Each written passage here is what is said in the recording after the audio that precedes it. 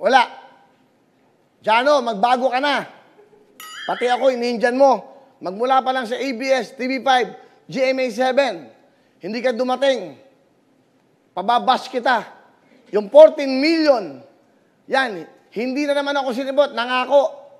Nangako ako kay Jano Gibbs. Paborito ko pa naman na singer yan. Ang galing ng TV host. Saka yan, napaka-professional yan. Kaya mahal na mahal ko yan eh. Di ba? Yung gusto ko, I believe in dreams. Ang galing eh. Ang galing kumanta ni Jano. Nakakasama ka ng loob. Gusto yung nanonood sa'yo, ilang milyon. Dapat opening number po si Jano.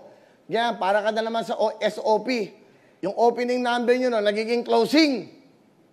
Naku, mahal ka lang ni Ogie Alcacid. Tingnan sabihin ko kay Ogie, kumusta si Jano? Ay, buhay pa siya, pero the late Jano Gibbs ang tawag sa kanya. Si Jano Gibbs, tinetext namin, oo ng oo, after the last minute, kanina, parating na raw siya. Nako, ewan ko, ano naman ang rason niya?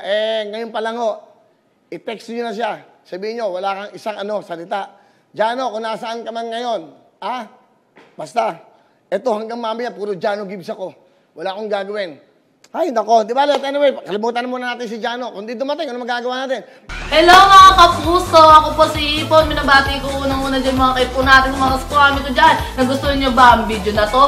Marami pa kaming inanda para sa inyo. Mag-subscribe lang sa Wowin YouTube channel. Tsaka, don't forget to hit the, the bell button para lagi kang updated. Yun lang!